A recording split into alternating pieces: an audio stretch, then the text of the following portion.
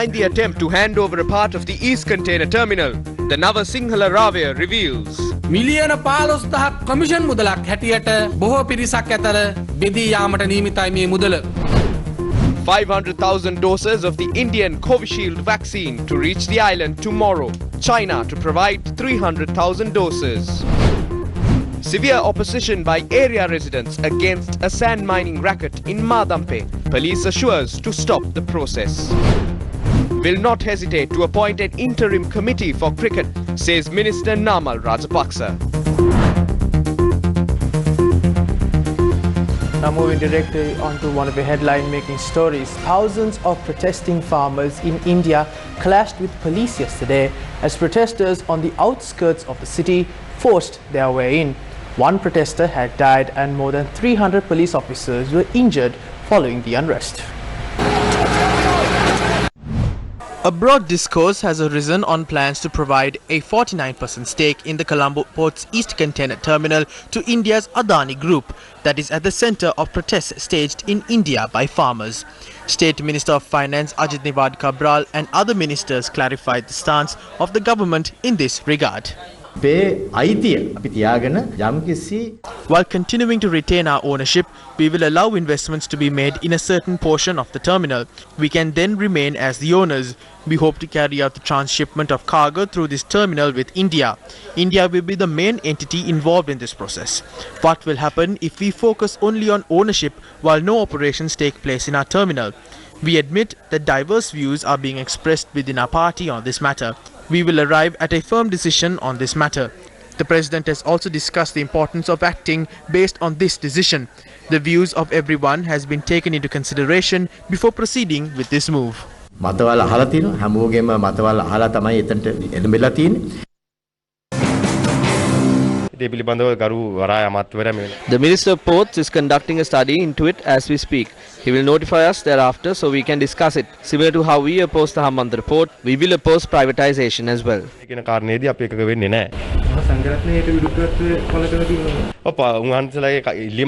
That is understandable. When we were beaten up and thrown in prison while attempting to save the already sold Hambantota harbour, the Mahasangha stood up for us. The Sangha constantly provides us with leadership to safeguard national assets. We need to heed their word before making decisions in the future.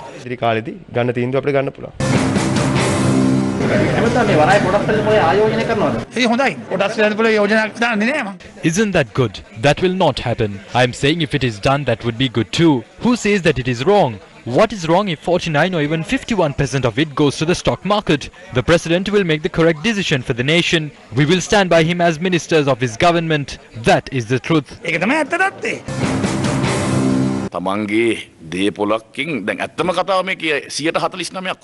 In all honesty, 49% of what we own will be given out. There is nothing to hide. There is ownership of 49% there. If they oppose this, they should not develop this any further. However, when someone buys over 49%, the same money paid for it will be invested in the terminal.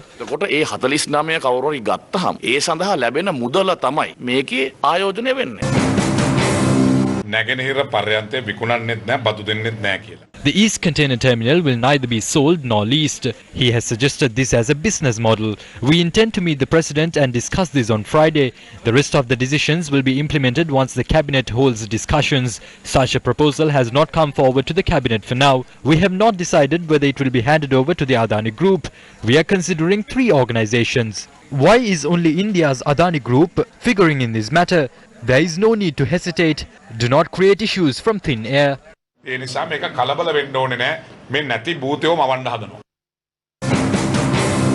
Adani සමාගම කියන නම cabinet පත්‍රිකාවට ඇතුළත් වෙන්නේ කොහොමද? මේක යම්කිසි How can the name of the Adani company be included in a cabinet paper? If investments are required, they can be sought under an open tender process. The current situation implies that the Adani Group is involved in a corrupt underhand deal. We have received information from reliable sources that a sum of 15 billion is to be divided among several entities as a commission. Plans are afoot to sign an agreement to lease out the ECT to India's Adani Group. If an agreement is signed, no one will be able to prevent trade unions from resorting to a trade union action. වෘත්තීය ක්‍රියාමාර්ග වැඩ වර්ජනයකට යන එක කාටවත් වළක්වන්න පුළුවන් කමක් නැහැ.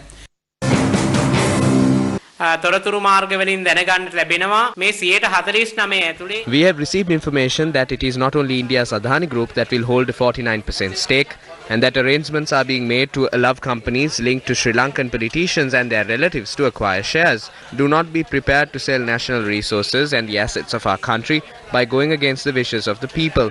We wish to remind the government and the president to forget about selling the port and to run the administration of the country by confiscating the assets of all politicians involved in this, even if it amounts to 100. This must be done instead of selling the country's resources. සන්තක කරලා රජයේ පවත්වාගෙන යන්න කියලා සිහිපත් කරනවා මේ රටේ ජාතික උරුමයන් දීපල විකුණම් කන්නේ නැතිව. ඉන්දියානු ප්‍රාග්ධනය ඉන්දියානු ආණ්ඩුව ලංකාවට මැදිහත් වෙමින් The East Container Terminal saga is a sign of Indian intervention into Sri Lankan affairs. There are various factions trying through various means to oppose the ECT deal. Some factions within the government are trying their best to save the terminal by leveraging forces that are against the President and Prime Minister. Some are struggling to save the terminal by stoking nationalist sentiments. This issue can only be solved with a collective effort from all factions, including the farmers in India who oppose the Adani Group. මේ අරගල කරන සියලු ජනතාවගේ ඒකාබද්ධ සහයෝගීතාවයකින් ජාත්‍යන්තර සහයෝගීතාවයකින් විතරයි මේ ප්‍රශ්නේ විසඳන්න පුළුවන්. The Ceylon Teachers Union staged a protest in Battaramulla today to support the struggle in protecting the Colombo Port's East Container Terminal. The protesters marched from the road opposite the Education Ministry to Battaramulla and distributed leaflets among the people. උපන් දේශයට සැබෑ ලෙසම ප්‍රේම කරන්නා වූ සකල විද ශ්‍රී ලාංකික ජනතාවෙනි එක්වව් සටන් වදෙව් මව්බිමේ සම්පත් බේරා ගනිව්. අපිට මතකයි හම්බන්තොට වරාය. This government was elected to power upon the strong statements by Mahinda Rajapaksa urging entities to avoid purchasing assets such as the Hambantota port and warning that they would be acquired again if they are sold. But the government elected to power has fallen to the trap named investments, and it is attempting to sell off the port's East Container Terminal to India's Adani Group. Adani සමාගමට විකුණන්න සූදානම් වෙලා ඉන්නවා. අවශ්‍යකම තිබුණ මෙවර මේ පින්කම ටිකක් වෙන පින්කම් වලට Prime Minister Mahinda Rajapaksa arrived at the Abhayaramaya in Narahempita today as well. The Prime Minister attended the alms giving organised in line with the birthday of the chief incumbent Venerable Muruttetwe Ananda Thera. The Prime Minister visited the Abhayaramaya yesterday as well.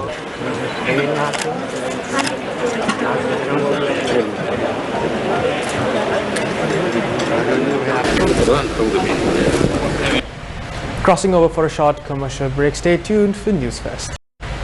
Welcome back to the news. Sri Lanka has recorded 59,992 COVID-19 cases since the outbreak began of the virus in March last year. The number of deaths due to the virus stands at 288. 22 individuals have tested positive for COVID-19 in the Bundupiti area in Matugama. Health officials in the area said that these individuals had visited Sigiriya and Dambulla on the 14th of this month. Our investigations have found that these individuals had contracted the virus after visiting Sigiriya and Dambulla in the recent weeks. We have also made arrangements to carry out around 100 PCR tests in the area. Ukrainian tourists who visited the country in the recent weeks had visited Sigiriya.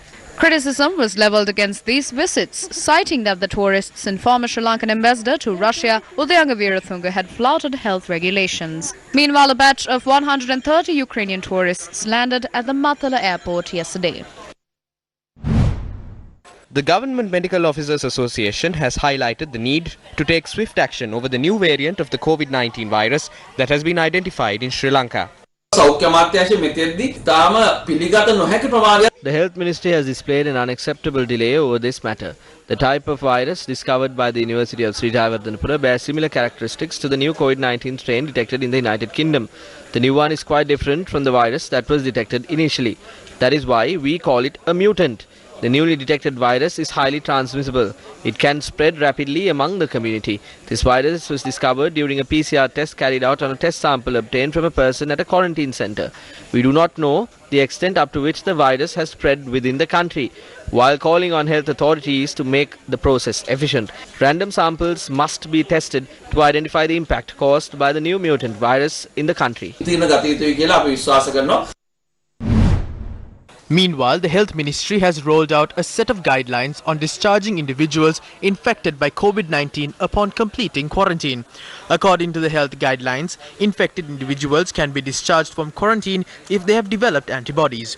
Individuals who contract COVID-19 and display symptoms can be discharged from quarantine 10 days after undergoing a PCR test, provided that their health conditions improve. Such individuals are required to undergo home quarantine for 4 days. Individuals at elderly homes, hotels and prisons who test positive for the virus have to spend the last 4 days of the 14-day quarantine period at a treatment center. Sri Lanka is due to receive 500,000 doses of the Oxford AstraZeneca vaccine manufactured in India under the brand name Covishield tomorrow. The batch of vaccines have been offered by India as a donation. Once the vaccines land at the airport in Katunayaka, we will immediately transport them to cold storage facilities of the Health Ministry. These vaccines must be stored in a temperature ranging between 2 and 4 degrees Celsius. We have the necessary storage facilities across all medical divisions in the country. We have estimated the number of healthcare workers to stand at 155,000. At the same time, we have estimated the amount of Tri-Forces personnel and police officers between 115,000 and 120,000. We will administer the vaccines on these groups and then start distributing it among other individuals. This is a donation. China has also made arrangements to provide 300,000 doses of the Sinopharm vaccine. At the same time, the president has written to his Russian counterpart requesting for the Sputnik 5 vaccine developed by Russia's Gamaleya Institute. We are expecting a response from them over the next few days. The government has also taken steps to purchase vaccines. The State Pharmaceuticals Corporation will place an order for about 2 or 3 million vaccines from the Serum Institute.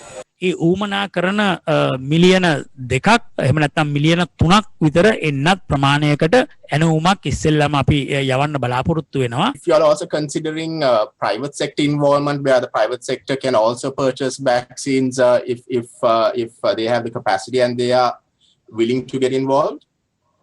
The national immunization program or the national vaccination program does not factor in the private sector hospitals to administer the vaccine, particularly not this one, because this is an emergency situation. Only the government vaccination points will do that. It is not advisable right now to allow the private sector to do that. What I meant was that the private sector has very willingly said the government does not have to bear the cost of the vaccines given to the private sector employees, that they would also like to chip in, which is a very, very generous kind of offer. We still have not calculated as to how much, but we know what the working population needs. Not all the employers would want to do that, but whoever who wants, we will provide a pathway for that. But for any other citizen, even for the private sector employee who will be included in the national vaccination program, this is absolutely free of charge. The World Health Organization has said that it would provide vaccines sufficient to cover 35% of our population. Individuals below the age of 20 and expectant mothers make up about 35% of the country's population. The Health Ministry will then issue recommendations on the target groups who should receive the vaccine among the remaining 65%. We are preparing ourselves for that. කරන්නේ මේ එන්නත ලබා දීමට තියනවායි කියන එක. එතකොට ඒකට තමයි අපි මේ ලෑස්ති වෙලා තියෙන්නේ. මෙවැනි අත්දැක බැලීමේ පාදනමින් පවතින එන්නතක් ලංකාවට ගෙනන්න ෆ්‍රන්ට් ලයින් එක දුන්නට පස්සේ යම්කිසි අසංකුලතාවයක් ඇති වුණොත් ඒ වගකීම බාරගන්නේ කවුද? ඉන්දියන් රජයද ඔබතුමාද? ඒ පිළිබඳ යම් වගකීමක් ගන්නවායි කියන සහතිකය මත තමයි මේ එන්නත අපිට ලැබෙන්නේ. ඕනෑම එන්නතකට එහෙමයි. මම දැනගන්න කැමති කොවැක්ස් වැඩසටහනේ අර්ථයේ ලැබීමට නියමිත එන්නත් උගේ කවදා වගේ වෙනකොට ලංකාවට ලැබෙන්නේ කියලා. COVAX facility එක The COVAX facility has not announced the day on which it would provide the vaccines. We will not have to incur a cost for obtaining these vaccines, but the other vaccines will have to be purchased.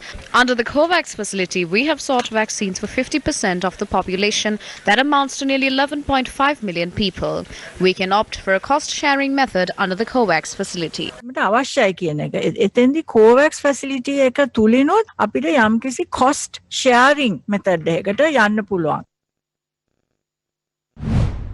The Chinese embassy in Sri Lanka said China will donate 300,000 doses of the COVID-19 vaccine manufactured by Sinopharm to Sri Lanka free of charge.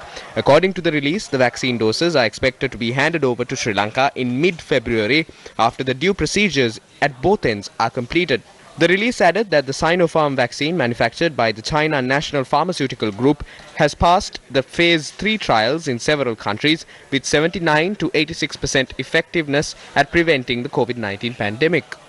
The embassy said the vaccine has received approval for public use in the UAE, Serbia, Egypt, Bahrain, Jordan, Iraq, Pakistan and China, adding that over 20 million Sinopharm doses have been administered across the world with no reports of serious adverse reactions. According to the release, foreign state leaders including Seychelles President, Bahrain Prime Minister, Jordan Prime Minister, the UAE Vice President and Prime Minister, Serbian Health Minister and several others have received the jabs. The latest revelation about the vaccine is that a conflict has risen over its procurement process to bring them down to Sri Lanka. Do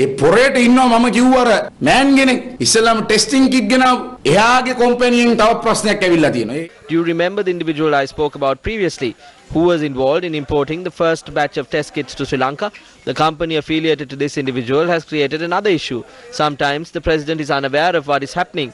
We need to say these things. A new individual is playing a new game now. That is not right. It is not the MPs and the ministers working with the government. The government is working with its close associates. Sri Lanka is a nation with many untapped resources, one of which is our minerals. However, our resourceful nation has fallen into the crosshairs of foreign entities attempting to exploit our riches. Newsfirst Hassan Shazuli filed this report.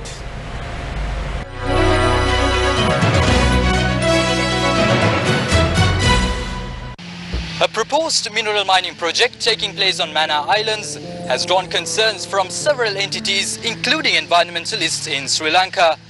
This Newsfirst investigation uncovers a scheme that allows foreign entities to exploit Sri Lanka's minerals at a very low cost. In 2020, Australian mineral exploration company Titanium Sands Limited announced its plans to embark on a project targeting the mining of minerals on Mannar Island.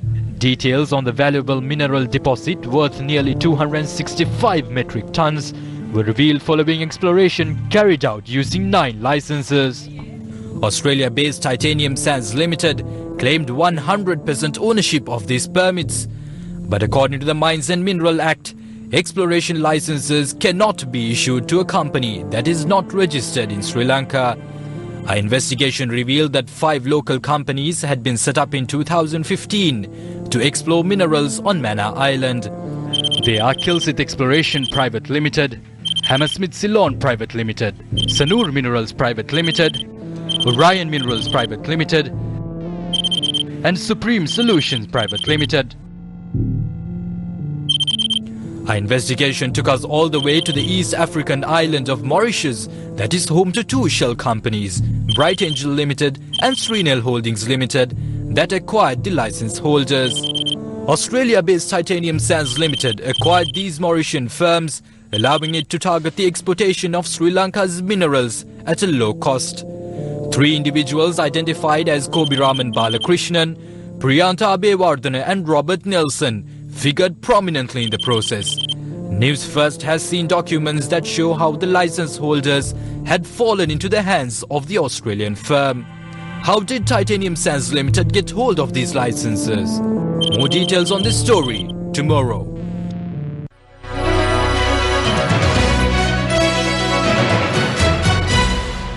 The Colombo Stock Exchange gained 1.69% today, reporting a turnover of more than 14.4 billion rupees.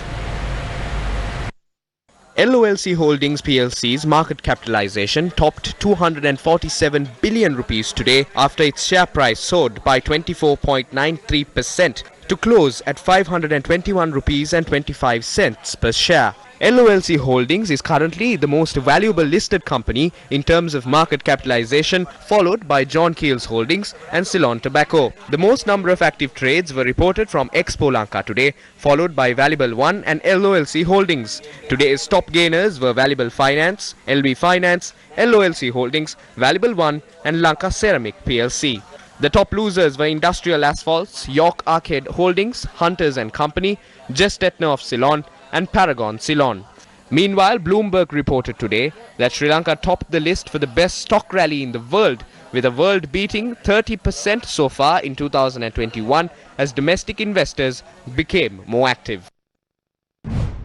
While Sri Lanka's stock market continues to break fresh records each passing day, our correspondent met with a community of farmers whose harvests have been destroyed, rendering them helpless. We had to pawn our gold jewelry. We have to suffer various hardships, the greatest of which is elephant encroachments. We light 6 to 7 lamps per night. We have exponential costs to bear. There is no use in living anymore. We cannot even use this as chicken feed. We are helpless.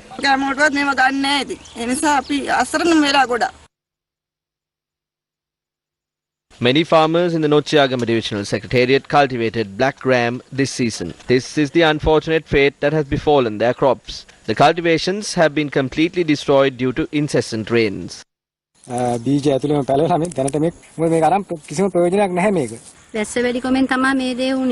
This issue is being faced by many farming communities in Pahalamara, however, Vilpattua, Katupattawa and Talagaswawa, apart from those in Nochiagama.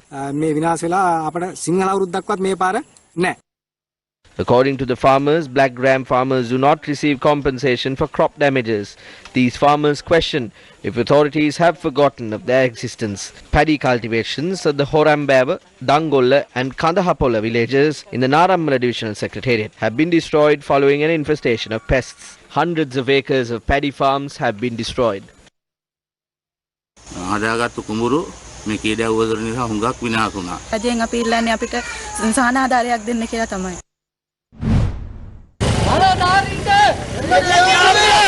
The Satyagraha campaign, launched against a sand mining racket in Madampe, entered its 5th day in Chilao today. It has been 3 days since the 3 protesters involved in the Satyagraha campaign launched a hunger strike in support of this cause.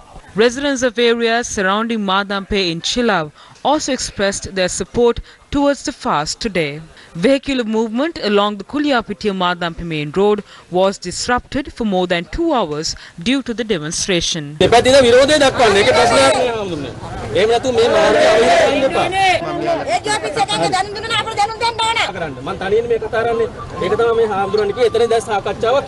The protesters then marched to the Chilao Pradesh Sabha this afternoon, calling on authorities to put an end to the sand mining racket.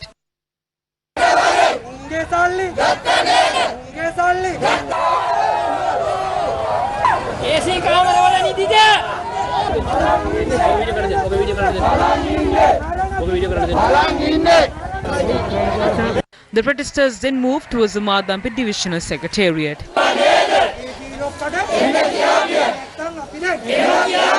Enraged protesters obstructed employees attached to the Madampe Divisional Secretariat from leaving the building.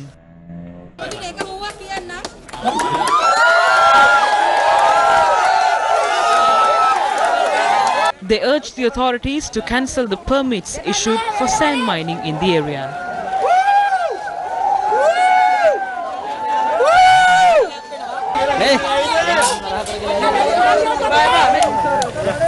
Meanwhile, the hunger strike launched by 3 protesters was called off this afternoon. The 3 individuals were taken to the Chilao and Madampe hospitals in ambulances. The strike was called off following a telephone call received from the Environment Minister. The office in charge of the Madampe police station informed the protesters that any individual would be allowed to mine soil or sand in the area until Wednesday.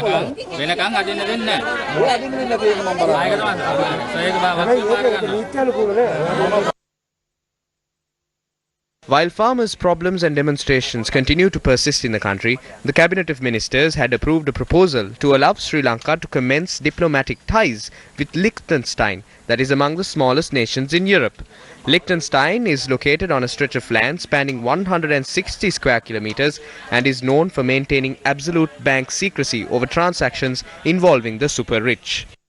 නියම වැඩේ තමයි ලංකාවට වුණේ. ඔබතුමාලා අහලා තියෙනවද යුරෝපයේ සිව්වෙනියට? Have you heard of Europe's fourth smallest nation? Its name is Liechtenstein. This country spans about 25 kilometers with a total area of about 160 square kilometers.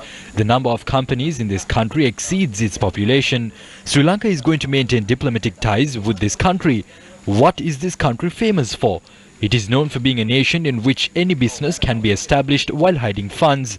We have learned that a family member of those in power has established a business in Seychelles. කාරණා එක්ක බලනකොට විදේශ ප්‍රතිපත්තියෙන් sir fail නෙමෙයි double fail වෙලා තියෙනවා කියන එක මතක තියාගන්න.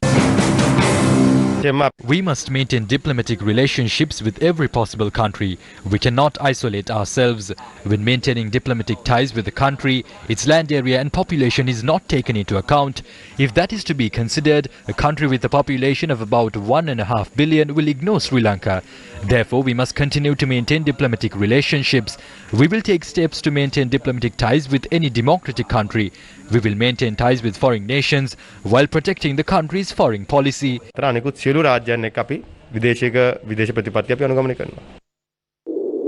Inequality is the root of social evil. His Holiness Pope Francis. Sri Lankan-born billionaire, investor and CEO of venture capital firm Social Capital tweeted about his intention to run for governor of California. Issuing a tweet, Palihapitiya joined an effort to force a recall vote for the present governor of California, Gavin Newsom. The most recent effort, that was started in June last year, is the sixth attempt to oust Newsom in 2 years. The petition needs to reach about 1.5 million signatures by March 17th in order to force recall. The movement has so far reached 1.2 million signatures. Many California residents have been unhappy with Newsom's performance as governor over inconsistent shutdowns, tax policies and a slower than expected vaccine rollout. On his website, Palihapitiya outlines his platform for California governor, calling for radical change. Palihapitiya has outlined plans to remove taxes and increase teachers' salaries. He also proposes to provide $2,000 for every child born in California. He added that the profits generated in his business will be contributed to the pension fund of California. Palihapitiya was born in Sri Lanka and, at the age of 6, moved with his family to Canada as refugees. Throughout his childhood, Palihapitiya's father was constantly unemployed and his mother was a housekeeper and later a nurse's aide. Living on welfare, Palihapitiya recalls sleeping on a mattress in the living room. He graduated from the University of Waterloo in 1999 with a degree in electrical engineering. In 2011, he left Facebook and started his own fund, the Social Plus Capital Partnership. The firm changed its name to Social Capital in 2015. As of 2015, the fund had more than $1.1 billion in total assets. The Fulbright program is an American scholarship renowned as one of the world's most prestigious. This year, the program celebrates its 75th anniversary. The Fulbright program was established in 1946, spearheaded by J. William Fulbright, a prominent American statesman of the 20th century. J. William Fulbright's legislation establishing the Fulbright program passed the Senate by unanimous consent in 1946 and was signed into law by President Truman on the 1st of August 1946. The first participants in the Fulbright program went overseas in 1948. The Fulbright program is the flagship exchange program of the United States government.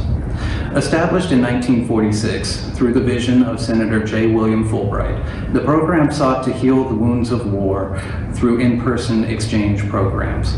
What is most unique about the Fulbright program is that it has established a global system of binational exchanges, each between the US and a partner nation. There are 51 binational commissions administering the Fulbright program around the world, including Sri Lanka. The US-Sri Lanka Fulbright Commission has for more than 6 decades devoted its activities to the promotion of mutual understanding between the US and Sri Lanka through mutual academic and professional exchanges. The Fulbright Association of the Fulbright Program is the US alumni organization of the Fulbright Program, representing 140,000 US alumni. Fulbright alumni have achieved distinction in government, science, the arts, business, philanthropy, education and athletics, with 39 of them serving as heads of state and several more alumni being awarded the Nobel and Pulitzer Prizes over the years. Senator Fulbright envisioned a world in which, by learning about one another directly, we could come together as a global community. Through his vision, over 400,000 participants have now joined the global Fulbright community. And through their joint efforts, they have created an alumni association which continues to work together to help heal the wounds around the world. His vision will continue to grow as long as we are willing to exchange ideas and visit one another in our homelands to create a world that is better in harmony through the diversity of our cultures. Educational exchange can turn nations into people, contributing as no other form of communication can to the humanizing of international relations. J. William Fulbright.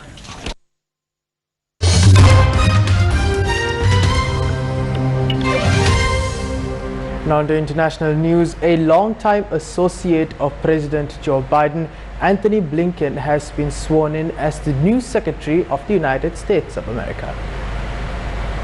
His appointment was approved by the US Senate with a vote of 78 to 22 earlier in the day.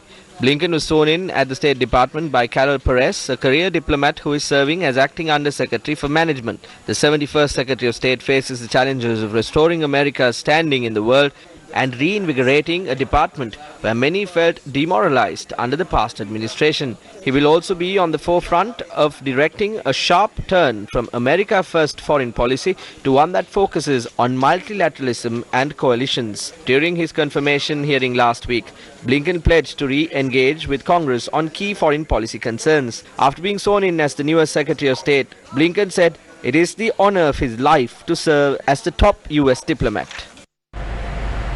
Italian Prime Minister Giuseppe Conte handed in his resignation in a tactical political maneuver that he hopes will allow him to build a new coalition. Italy was thrown into a fresh political crisis last week when Conte faced 2 confidence votes.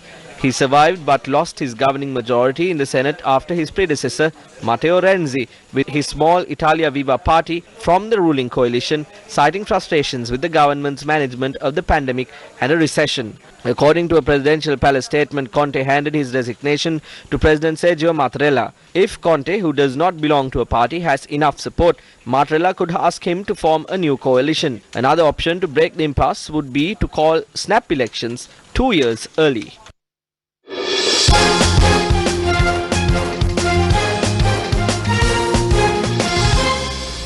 And finally, in your sports news, former Test cricketer captain Arjuna Ranatunga commented on the decline of Sri Lanka cricket last night while attending the Satana program aired on our sister channel, Sirisa TV.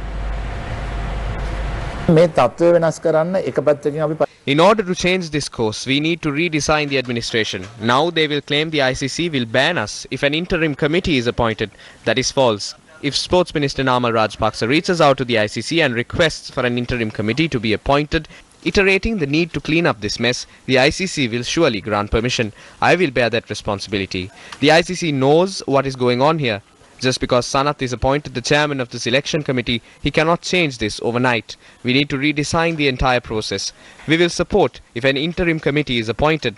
That will be the last time, however. We need to change the constitution and the way elections are held. No one is willing to work with the current set because no one wants to be mired in dirt. It is better to not get involved. Discipline is most important here. If those in the administration do not have discipline, how can we expect the players to be disciplined? We need to start from there. Sports Minister Namal Rajapaksa replied to the statement made by Arjuna Ranatunga today following an event in Matara.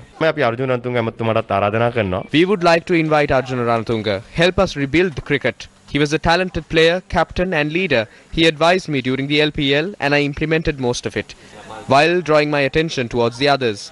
Therefore, I believe he can support us to rebuild cricket with his desire and his talent. I do not consider the appointment of an interim committee as an option. However, if it comes to that, I will not hold back. Meanwhile, chairman of the Sri Lanka Cricket Selection Committee, Ashanta Dimel, has resigned from his position with effect from today.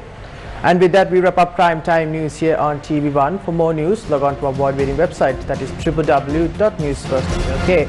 For the News First team, I'm David Paldano, and our sign interpreter for tonight, Tarka Gabriel. Thank you and take care.